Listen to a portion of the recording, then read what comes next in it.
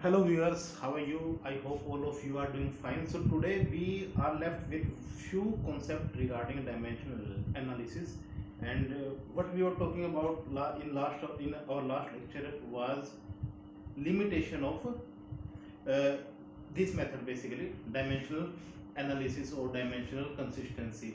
What we can do with this, or what we can't do what we can't do with this, that is the issue over here. So we are left with the basic concept, which is excuse me, just a moment.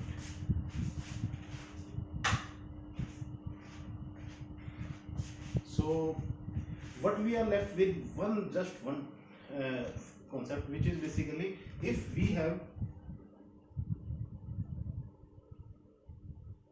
more than mind it, more than three physical quantity in the equation, physical quantity in an equation, we can't use dimensional analysis to formulate the relation between these physical quantity which are present in equation. मतलब कहने का तात्पर्य है कि आप इससे एक formula drive नहीं कर पाओगे अगर ये फिजिकल क्वांटिटीज की वैल्यू वैल्यूज बोल रहा हूँ, इन फिजिकल क्वांटिटीज का नंबर अगर 3 से ज्यादा है. जैसे फॉर एग्जांपल कि आपको पता लग जाए कि कोई फिजिकल क्वांटिटी है आपकी x, उसका रिलेशन जो बाकी फिजिकल क्वांटिटी, मतलब आपके पास एक वेरिएबल है जैसे एनर्जी है, E is to half M square, ऐसा ही कोई फार्मूला आपको ड्राइव करने की कोशिश कर रहे हो. जैसा हमने करने की एक आपको एग्जांपल बताया भी कि वेलोसिटी v का फार्मूला कैसे ड्राइव कर सकते हो, v will be equal to under root t by sigma. ये हमने एक फार्मूला ड्राइव भी किया था.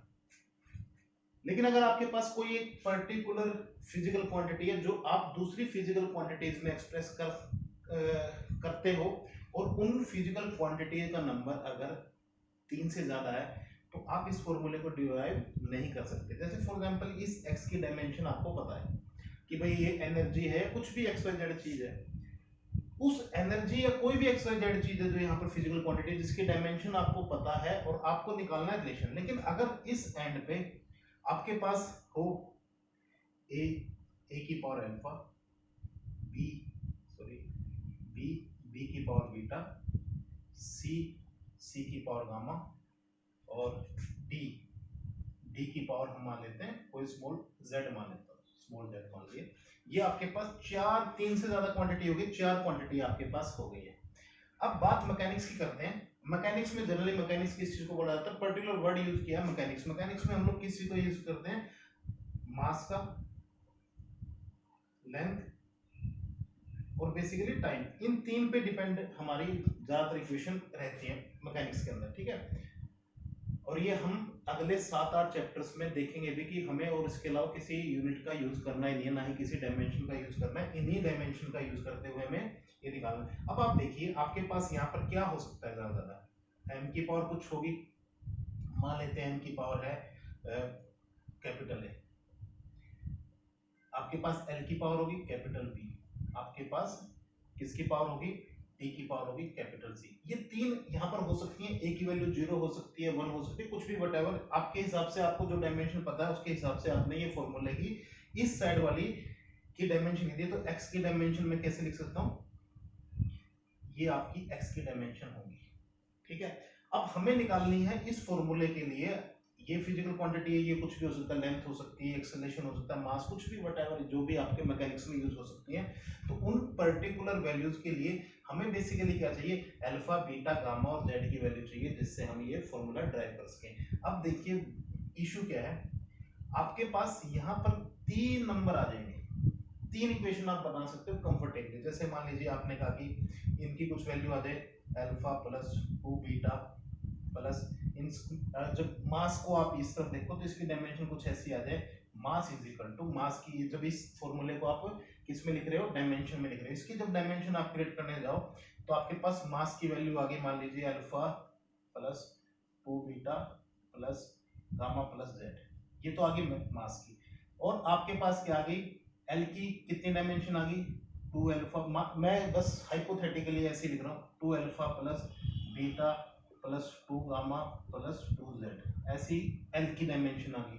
और इसी तरीके से टी की, जब आपने इसको सोल्व किया पूरी तरीके से, जैसे हम लोग क्वेश्चंस में सोल्व कर रहे थे इसको, तो टी की वैल्यूज आपके पास कुछ ऐसी आ गई कि alpha plus beta plus 2 gamma plus 2z, ऐसी कोई वैल्यू आ गई। अब आपके पास क्या है कि आपको अल्फा बीटा गामा और जेड की वैल्यू निकालने के लिए क्या करना पड़ता है, इक्वेशन के इस तरफ आप क्या लिखोगे, alpha plus 2 beta plus gamma plus z is equal to A, ये आपने लिख दिया।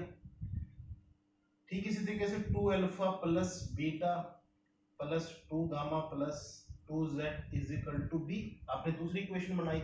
और सेम इसी तरीके से alpha plus beta plus 2 gamma plus 2z आपने बनाई किसकी, इक्वेशन तीसरी। अब बस सिंपल सी बात है, ये आपके पास वैल्यूज नोन है, ए बी सी नोन है, आपको निकालनी है अल्फा बीटा गामा और z की वैल्यू। अब प्रॉब्लम कहाँ आती है, जो इस कॉन्सेप्ट के बारे में था, प्रॉब्लम आएगी आपको तब जब आपके पास इक्वेशन 3 है और अननोन 4 है। तो ये मैथमेटिक्स का एक पूरी तरीके से वेल और मतलब प्रूवन रूल है कि जब number of equation should be equal to number of variable या फिर अननोन और नंबर ऑफ अननोन, तब तो आप इन अननोन की वैल्यू निकाल सकते हो। लेकिन अगर नंबर ऑफ इक्वेशन आपके पास कम है और वेरिएबल ज्यादा है, जैसे इसमें 4 वेरिएबल है लेकिन इक्वेशन कितनी है, 3 है, तो ये पॉसिबल नहीं है इनकी वैल्यू निकाल पाना। तो इसीलिए हमने ये लिमिटेशन के अंदर इस चीज को थोड़ा सेपरेटली मैं आपको लेक्चर देकर के बताने की कोशिश कर रहा था कि अगर 3 से ज्यादा वेरिएबल हैं और आप मैकेनिक्स के अंदर हो, मैकेनिक्स मतलब बोले तो जहां पर मास लेंथ और टाइम ही बेसिकली हमारे कांस्टेंट रहते हैं जिनके बेसिस पे हम सारी इक्वेशन ड्राइव करते हैं, तो वहां पर आपकी इस एंड पे 3 वेरिएबल से आप 3 नॉन पता कर सकते हो, लेकिन उस तरफ अगर 4 से ज्यादा फिजिकल क्वांटिटी, 3 से ज्यादा सॉरी, तो आप इसको डिटरमाइन डेफिनेटली या फिर पक्के तौर पे नहीं कर पाओगे। तो इसीलिए आपको यहाँ पर ये लिमिटेशन इसकी दी गई है। तो मैं आपको इसको दोबारा लिमिटेशन के बारे में बात करें तो क्या है, आप प्लस और माइनस वाली इक्वेशन के बारे में बात नहीं कर सकते हो, इस तरीके की इक्वेशन के बारे में बात नहीं कर सकते हो, इस डायमेंशन कांस्टेंट को डिटरमाइन नहीं कर सकते हो कि इक्वेशन के बीच में कांस्टेंट रहेगा क्या। तो इस तरीके की कुछ लिमिटेशन थी, ये बच गई थी, 4 हम डिस्कस कर चुके थे। तो इन लिमिटेशंस को ध्यान में रखते हुए हम फर्दर प्रोसीड करते हैं इसके अंदर। तो ये आपका एक डायमेंशनल एनालिसिस के अंदर आप क्या कर सकते हो क्या नहीं, ये कुल मिलाकर के आपका एक छोटा सा कॉन्सेप्ट था। तो ये आपको आई होप के समझ में आएगा। इसके साथ ही साथ आपके पास एक असाइनमेंट के तौर पे क्वेश्चन आएंगे, तो जिसको जब आप करोगे तो आपको ये फील होगा कि हाँ अगर मैं ये कर पा रहा हूँ, तो वहां से कोई प्रॉब्लम शुरू होंगी तो हम कुछ क्वेश्चंस को वहां से देखेंगे। Thank you very much for today's lecture and for your kind attention. Thank you.